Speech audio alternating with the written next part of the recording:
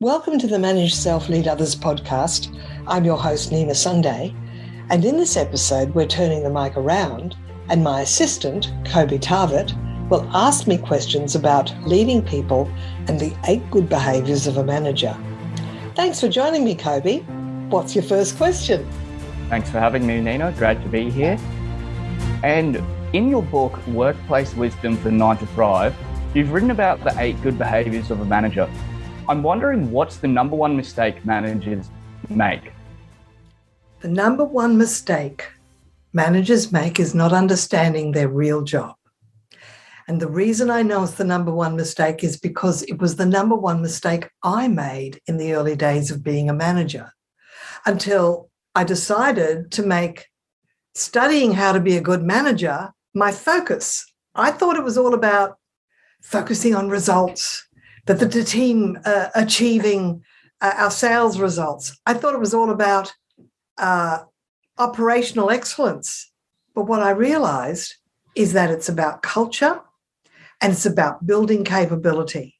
And that if you're not building capability on a daily basis through continuous improvement, through regular team huddles and short meetings, unless you're doing that, then you're not going to have motivated team members and you're not going to have the operational excellence, because there's something about focusing on culture where the excellence automatically follows. So the real job of a manager, of a leader, is to lead people and to build their capability.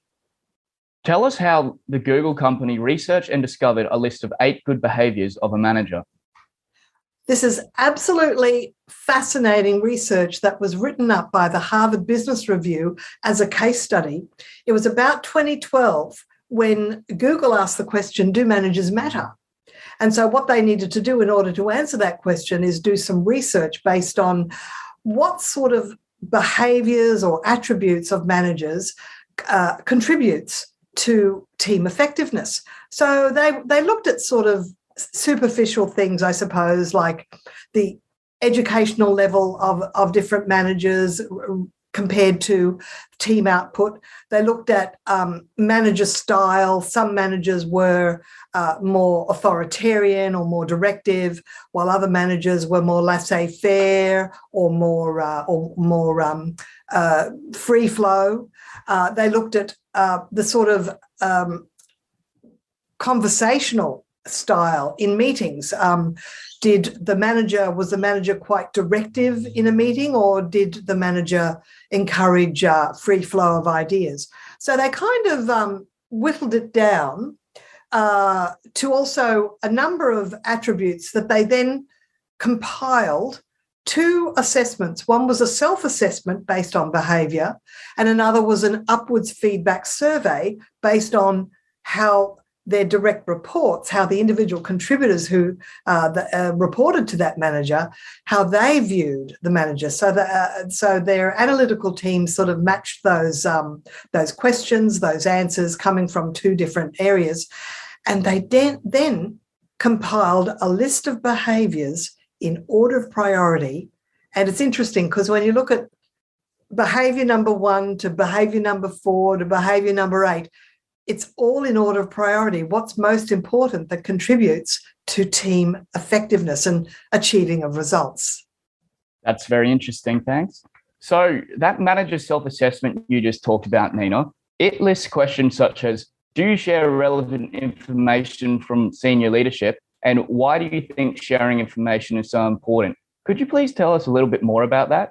Brainpower Training over the years has a running survey where because one of our areas of expertise is doing training on the 5 cohesive behaviours of a team and how to avoid the 5 dysfunctional behaviours of team members, we've been looking at toxic behaviours and getting feedback from our subscriber base on, here are, say, 20 behaviours. Which ones would you rank in order of annoyance? Which ones annoy you the most? And consistently at the top, and we've sort of had about 1,000 responses and it's growing, consistently at the top is the withholding of information. So I've been discussing this with my different groups as we do presentations and training. And it would appear that when managers withhold information about what's happening, about plans, about like at the moment, because it's all about, are we returning completely to the office, or are we going to have flexible work arrangements, working a little bit from home, a little bit from office, all those sort of things. There have even been manager surveys that the EY company did last year, the accounting firm, where about 38% of companies aren't communicating with their individual contributors and team leaders and team members what their plans are. So guess what happens? Rumors start. People start, it becomes like Chinese whispers. People sort of go, well, I wonder if this is going to happen. And then suddenly the next person says, this is what's going to happen. So it really can create disruption, a feeling of being unsettled. It just doesn't contribute to a transparency or an open workplace where people can trust what the senior leaders are doing. So that seems to me that the withholding of information by senior leaders seems to be the one toxic behaviour over and above bullying, probably because bullying is less common than the withholding of information. So it becomes top of mind. People just go, I wish they would just fill me in and keep me updated, keep me in the loop. Another self-assessment question is, perhaps it's a little surprising to you, have you had a discussion about your career development in the last 6 months? Yes. Well, when we bring this one up with audiences, a lot of people say, oh, I never thought to have a discussion with my supporters, my individual contributors about their careers. I mean, isn't that their responsibility? And I say, well, you have people in your orbit for a certain period of time. It might be 6 years, it might be 2 years, it could be 15 or 20 years. But the whole thing is, it is incumbent on an organisation to make sure that you grow and build the capability of your team members so that if and when they do decide to apply for another role, whether it be within your company, if it's large enough to do that, or outside, you've grown them to the point where they can go to their next interview and say, in answer to the question, and how did your organisation build your capability? They can actually list, well, I was given responsibilities and I was promoted to a new roles and they rotated me amongst different roles. Or it's all about making sure that people feel that they're growing, that they're making professional progress and personal progress. So that's why having a conversation about what are your plans. I'll give you some examples. I used to work in television before I started this training company, and we're talking a couple of decades ago. I might still be working in television if my supervisor had exactly that conversation with me. Because, you see, I came to that television station as a graduate of the 3-year Australian Film, TV and Radio School program. I'd studied directing. I'd studied production management. I'd studied all aspects of filmmaking. And I was ambitious. And I saw this as a stepping stone to becoming a director, whether it be television, perhaps not film, but certainly in television. I saw it as being a stepping stone to quite a nice creative role, possibly executive producer. They never knew that. They never asked me. They never knew that. They didn't know I was ambitious. All they were doing was paying me to do the job that I was hired for. And it seems to me that if you treat people like they're just being paid to do the job they were hired for, their motivation is going to go downhill, and you will have a disgruntled, disengaged team member who is not giving what we call discretionary effort. They'll do the bare minimum because you're only asking them to do what you paid them to do. And anything above that, you didn't pay them to do, so you didn't praise them, you didn't acknowledge them, you didn't encourage them to grow, you didn't give them a picture of a bright future. I remember looking back going, I can't see that I have an opportunity to move out of this role that was very much budgets and cash flow forecasts. And every time they said, Nina, we want you to do a cash flow forecast, my stomach would do a turn. I went, that's not what I came here for. Even though I could do it, I didn't want to do it. And on that note, another aspect of that, over the years, I've had as many as 10 people as my direct reports. And I frequently, every year, I would hire somebody that was in a gap year straight after school, because I found that, one, they were planning to go to university, they were still fresh from high school, and they were very eager to learn, and they were pretty open to most of the tasks that we asked them to do. But a few months into this young woman that was planning to be there for the entire year before she went on to social work at uni, and she did, as a morning meeting, I just sort of wrote up on the flip chart, let's do a little summary of most of your tasks, and let's work out which ones do you love to do, which are okay, and are there any that irk you, that you go, oh, I wish I didn't have to do that one. Could I hand that off to someone else? And it was an interesting process, because there were a couple of tasks that she didn't really like at all. She was happy to do them because it was part of her job. But I went, well, that's very interesting. We have other people here on the team. I can find out if we can maybe do a bit of a task swap and maybe hand off those tasks, because someone has to do it, but maybe it doesn't have to be you.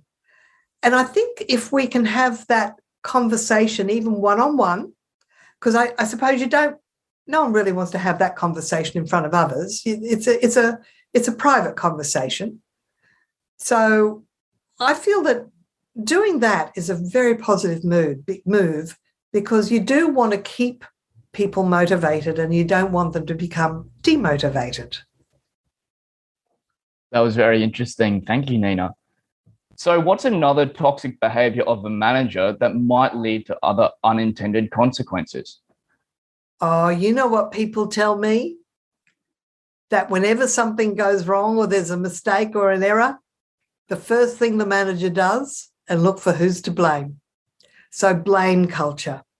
That is the biggest no-no.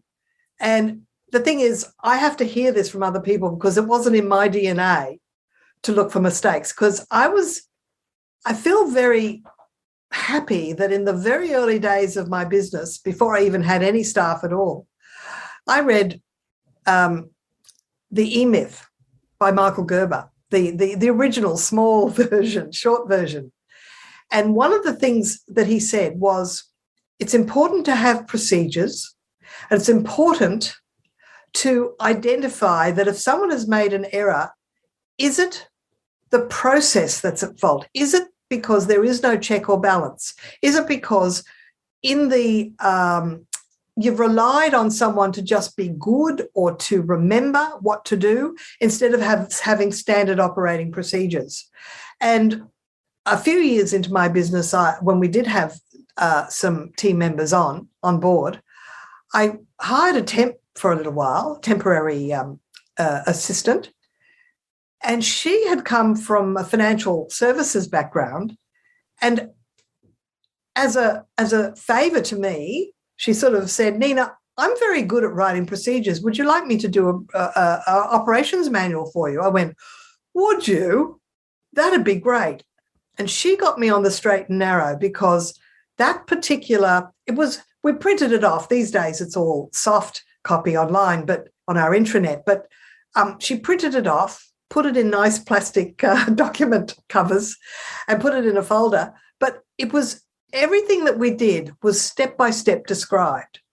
And what I find is that even if I know a task, all the steps involved, if I don't have to think about it, it's less cognitive load, as we say in the neuroscience community. It's like, you might know what to do, but because you have to remember what to do, it causes more strain, I suppose, than is necessary. So I find that, like for me, confirming an event, we do that all day, every day. But if I have a checklist of procedures or a spreadsheet with a series of columns saying this is the next step, this is the next step, I don't have to think about it. I don't have to check whether something has been sent or not sent or received or not received.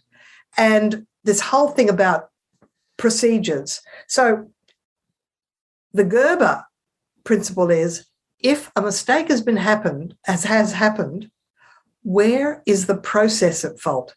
And don't look for someone else, for a human to be at fault. I mean, occasionally it will be human error, but that's not your modus operandi. What you want is a culture where people are willing to fess up to their mistakes with a view to, let's learn from that. We made this mistake, this error. What's the problem with the procedure that the process didn't tell us before the error occurred that something was going to go astray or go awry? So it's all about having procedures with checks and balances, so it's not reliant on people's memory or people just being good at their role, because there's a risk in that. I see this quite often when I'm working with businesses. I might be doing a presentation, but they'll talk about their process on the way through. And I'll go, you've got all this reliance on this one person. It seems like there are no step-by-step instructions written down. If that person left or got ill and just couldn't work, you might be up the creek a little bit. So, it's blame culture, getting away from that and finding ways to make sure that we're less dependent on people being terrific at what they do and having great memories and being able to follow a process that is repeatable and transferable. So how should a manager approach coaching poor performance? Well, number one, fast feedback. As soon as you see a behaviour that you would like, or that is not what you want, that you want to fix, I suppose, as soon as you see a behaviour that you want to transform, arrange for a short one-on-one conversation and talk about it. And I'm going to suggest a template that you can use, but by not saying anything is the same as condoning that behaviour, because they know that you know what they've been doing. And if you don't say anything, part of them will go, oh, it must be okay then. Especially new hires, they might come from a place where certain behaviours are not natural and normal, but it's not the way you do things. So you definitely want to get them used to your idiosyncrasies early, get them used to the culture early, and in a nice way, as I say, avoiding blame culture, sit them down and sort of explain to them that's not how we do things around here. Now, when I have this conversation about handling difficult conversations with my audiences, people will say to me, well, it's because I don't know exactly what to say. And, I can relate to that because I was very slow. I made the same mistake. I was very slow to say what I thought, because I went, oh, it's not that bad, or it seems like a little thing. I might come across as petty, but do you know what? That little petty thing that I didn't say, and I was the boss and I was the business owner, I found a way to restructure that job so she no longer had to work for me. And I look back now and I go, well, I took an artificial response to what could have been fixed right from the start if I'd have just said what irked me and explain what I would like to see them do in future. So we've got this 5-step template, and it has 4 letters and then a behaviour a question at the end. So BFIR. How do stop losses work on Kraken? Let's say I have a birthday party on Wednesday night, but an important meeting Thursday morning. So Sensible Me pre-books a taxi for 10 p.m. with alerts. Voila! I won't be getting carried away and staying out till 2. That's stop loss orders on Kraken, an easy way to plan ahead. Go to Kraken.com and see what crypto can be. Not investment advice. Crypto trading involves risk of loss. Cryptocurrency services are provided to U.S. and U.S. territory customers by Payward Interactive Inc., PWI, DBA Kraken. View PWI's disclosures at kraken.com/legal/disclosures. And it's in my book, Workplace Wisdom for 9 to Thrive. It's a 5-step verbal feedback template. And the B is for behavior.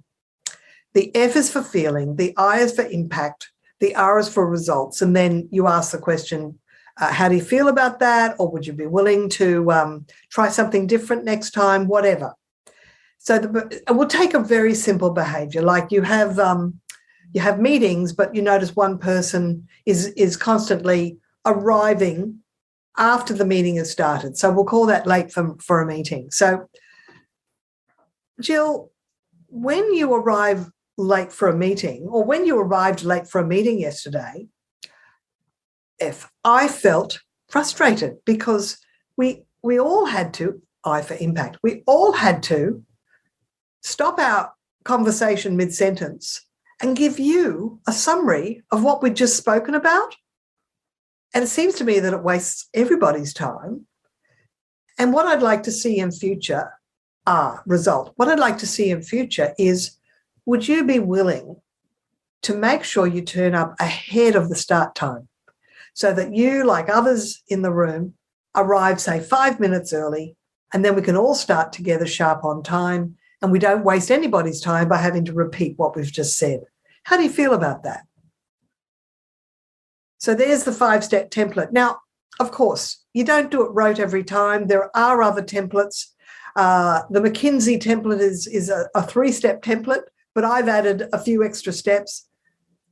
It's important that you have a template so you know exactly what to say, so you can give fast feedback the day or the day after this behaviour happens that irks you. And I think you'll find that you'll get more respect and get more of the behaviour that you want. So you've mentioned a few times about the importance of one-on-one meetings. What sort of things can a manager talk about during one of these one-on-one meetings?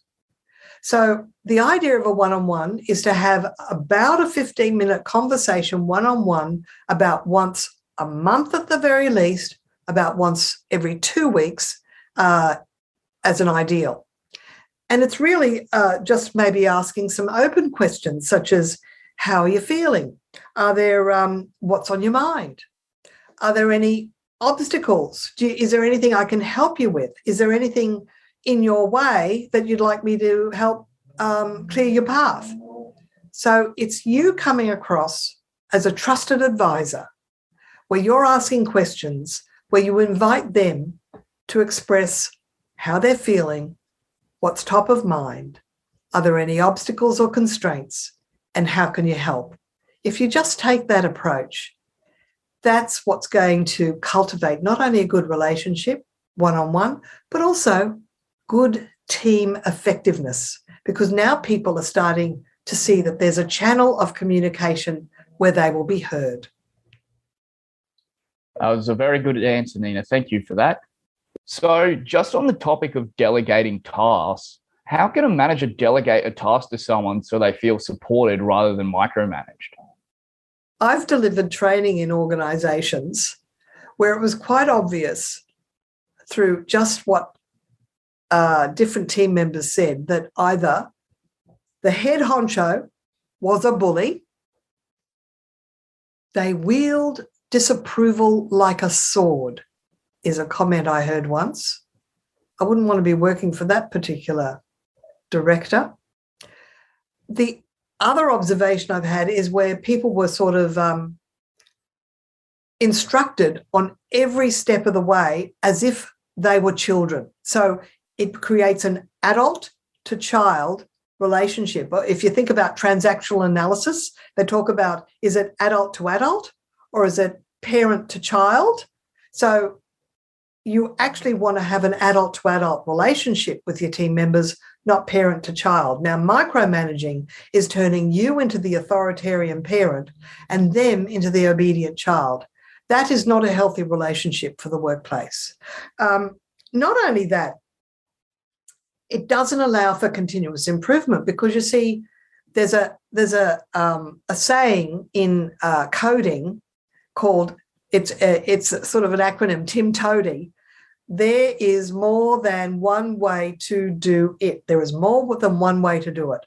And the great thing about not micromanaging is if you tell them the result that you want, it allows that person to find their own way to get to that result. And sometimes that's where innovations start. I know because we teach speed reading, and one of the things we like to do is add our stats results to our historical statistics over the years. And I've had different assistants. And one year, this one went on to become a doctor. I like to have university students as assistants. They really have great input. This one went on to become a doctor, and he did a spreadsheet that I couldn't even follow, but I could tell it was correct. The guy was super smart. And so he found his way of doing it, which was doing this spreadsheet. And then the next year I had a social work student, and she was more from the humanities, and she just did a tally system, a manual one, tick, tick, tick, tick, tick, different results. And both methods came up with the correct answer. And not that either way was better than the other. It was all about getting to a result. Having said that, if you do allow people to find their own ways to get to an outcome, you may find that they do, in fact, find improved ways of doing things. So you want to be able to cultivate continuous improvement, 1% improvements, allow people the opportunity to do it the way they think it should be done. But here's the thing. Whenever you've delegated something, take 30 seconds to invite them to tell back to you, now, how do you think you might approach this? Because you do want to check that they're not going to go off on the wrong tangent that's going to take days of effort when actually it's just a 2-hour job. So it's about, if you know you are a micromanager, just, withhold that urge to tell them how to do it, because you know how to do it, and just allow them the opportunity to discover and flourish, because that's how people flourish, is they find their own ways and means of achieving the goal of the task or the project. So you've written about how team members needing to have an understanding of their purpose in the workplace. How important is it to clearly set out big picture organizational goals? Well, you want people to understand how they fit in the big scheme of things. And an important area of that is to be proud of where they work. And one way to be proud of where they work is to remind them of the big picture benefit they're giving the community. So, for example, I was on my way driving to a ski resort where it was pre-season. We were doing customer service training to a couple of hundred people. And so I'm musing as I'm driving, thinking, well, okay, the big picture benefit. This is a ski resort, snowboarding, skiing, and I was going to be giving training to paramedics, people in hospitality, people looking after the hotel and the lodging, people looking after the sports store, the lifties, as we call them, the people that help people off and on the lifts, the ski instructors, everybody. And, of course, they had one weekend where it was all new people and another weekend where it was returning staff who'd worked there previous years. So they wanted somebody to give them a fresh viewpoint and about customer service and the importance of it, of course, because it's a tourism location. So I was thinking, well, what's the biggest big picture benefit that a ski resort is giving the country of Australia, or any country really, that has a ski resort? And I went, well, we do compete in the Winter Olympics. And what if I said to them, just remember that whatever role you have, you are part of an entire community that's helping Australia win gold in the Winter Olympics. And I paused at that moment and looked around the room. It was an auditorium of 250 people. And I could see them sort of shift in their chair as they took that concept in. And I really got the sense that they felt more proud of their role and where their little cog in the wheel fitted to the big machine. And I went, well, that's a winning concept, a big picture concept. So I think whatever industry you're in, whether it be healthcare or manufacturing, just see that particular niche industry is part of the bigger industry that keeps our world moving, that keeps us being healthy and with well-being. So it's up to the manager to sort of every now and again remind people of that big picture benefit. And of course, one way to do it is to tell stories from your experience of being in the company of where these benefits have played out. And in fact, if you go back to one of our earlier episodes with Gabrielle Dolan on magnetic stories, I think you'll get some really great ideas on how you can use corporate stories to make your team members feel proud and feel like they're part of a bigger entity than just the team that they're in and the job they're doing. So expressing interest in team members' success and well-being, how can a manager get to know a little bit about the private life of their team members without invading their privacy? One of the good behaviours of a manager is to express interest and concern as appropriate in the private life of their team members. And it's all about setting up situations where it makes it possible. And I'll tell you a story from when I made a shift in my own business. It was a couple of decades ago, and I read this book. It was published in the 90s. It was called The Happiness Centred Business by a Brisbane dentist by the name of Dr. Paddy Lund. And I really recommend that book, and I think it's still available on the web. And the one thing that I picked out of that was the concept of team members sharing morning tea together. And that's what we call it in Australia. In another country, you might call it morning coffee or morning water or around the water cooler.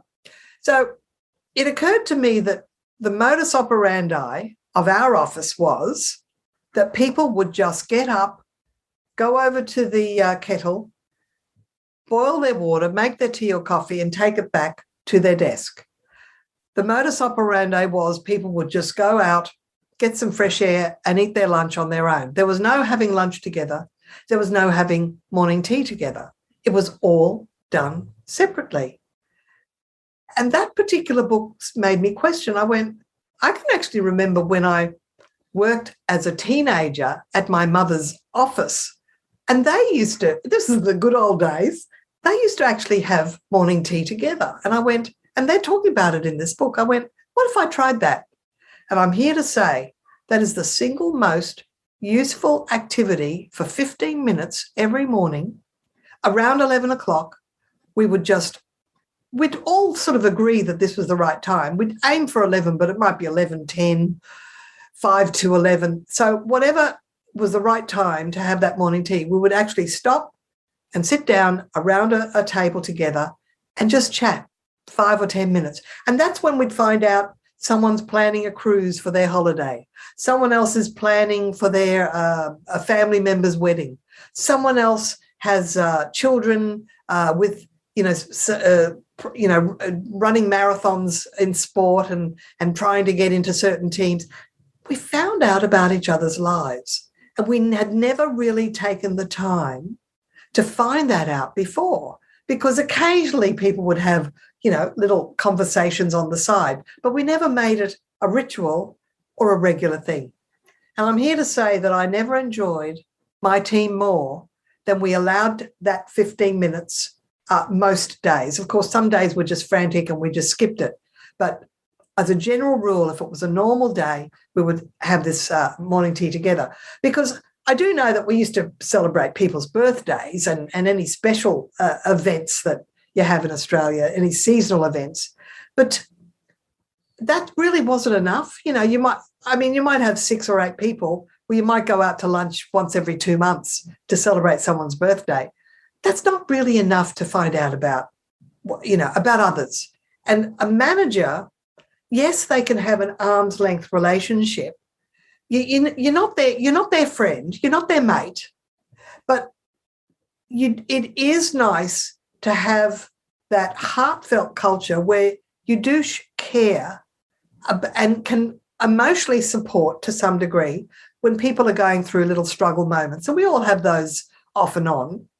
And it's not that we become therapists or social workers for them, but if people are going through a bit of a struggle time, we can give them some emotional support. If they're celebrating something special, we can also support them there.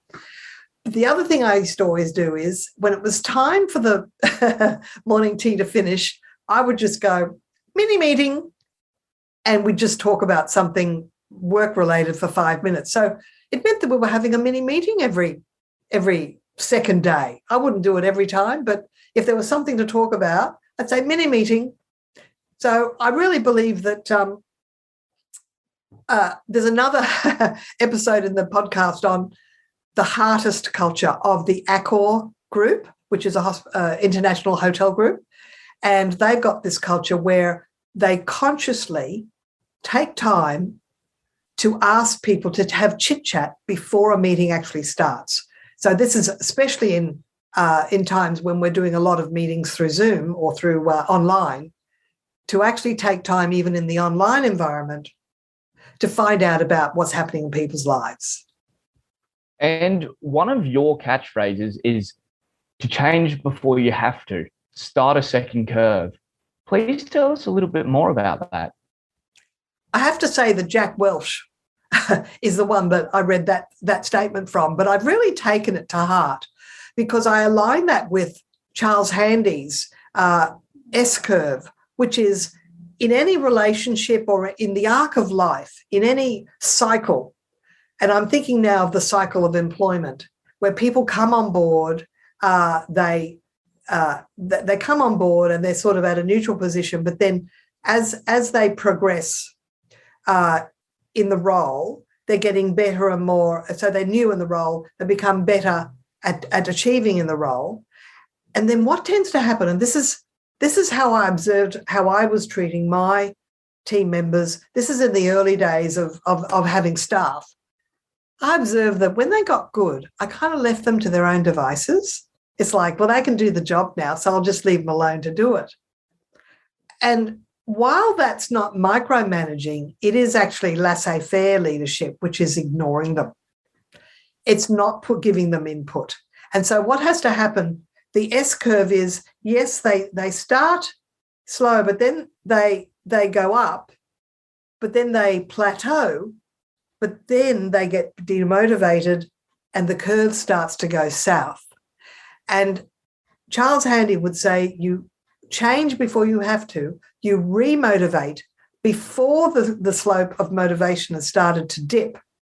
You actually find ways to remotivate people. So it could be giving them a fresh role or a fresh project. Could be, if it's a larger organisation where you have capacity, rotate their role so that they're not stuck in one role that they can learn to hate. So where you're building their capability, it's all about the real job of a manager is to build the capability of your people so that they either can get promoted within your organisation, or if not, you've grown them to the point where when they do go for the next role outside of your organisation, they have something on their CV that demonstrates that for the time that they were with their current employer, they grew as a team member and in their capability and in their knowledge, skills and behaviour. So the Google study that we were talking about earlier placed technical skills not as the top priority, but as the 8th priority. I would have thought being the most proficient and skilled would be very important towards successfully managing a team. Why do you think they placed it as number 8 on the list? Well, number one, most people share your surprise because most people think that a manager to lead a team has to be as good as or better than in the skill that they're working in. But in fact, the thing about managers is if you can hire people who are better than you at some or all of the tasks that you do, it's your job to project manage them and to lead them and to inspire them. It's not your job to be the best team member at particular skills. And how did they come up with that? That's because they did their research, and they, through the algorithm, they worked out the order of priority. And it just so happened that depending on the questionnaires that they asked and the results that they compiled, that from a team member's perspective, what they judged as being what they valued, that being good at particular technical skills was less important to them than the soft skills of creating relationship, cultivating career goals, facilitating information sharing, and removing obstacles and policies or red tape that prevented people from getting their work done. They saw that those soft skills as more important than actually being a technical advisor, because anybody can give good technical advice, but only their manager can be managing the emotional intelligence of the team. So Google discovered an additional 2 good behaviours of a manager. Would you be able to tell us about those 2? Yes. So there's actually now the 10 good behaviours of a manager, not just the 8. And the one that they've mentioned is to collaborate across teams, and it's all about good collaboration. Because I'll tell you something, whether I go in to do productivity training, leadership training, customer service training, the silo effect always comes up. And the silo effect says that 2 teams involved in 2 different areas will often see the other as separate from themselves, so like in a different silo. And when there's that separation, there's either criticism or lack of respect or not understanding their constraints, and blame, all these things that come up because they're separate entities, and it kind of interferes with the whole sense of collaboration or the feeling as if they're one team, especially if the teams are in remote locations, not in the same location, but even a team on one floor and another team on the floor above, that can still create the silo effect. So collaborating across teams is number 1. And the second, the second other behaviour of a good manager is strong decision-making. And it's all about making decision-making a bit of a study, to actually find a book. There's a ton of them on Amazon or in bookstores on how to make good decisions, but find a way to learn a model for good decision making. I'll give you an example. You may have heard of Edward de Bono, who coined the phrase lateral thinking, and he also wrote The 6 Thinking Hats. One of the books that I treasure by him is called The Dog Exercise Machine, and it describes some research that he did, and it includes pictures of dog exercise machines that were drawn by children in the study that he was doing. And what they did is they had a number of school children, and with one group, they didn't teach them methods of creativity or creative thinking or innovation. And with the other group, they did. They taught them how to think, how to get ideas, how to create fresh ideas.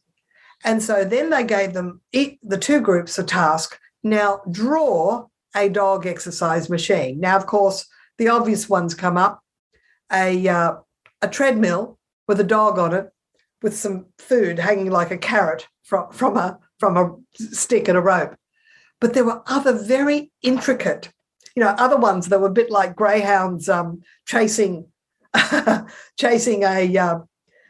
target around a ring or an oval.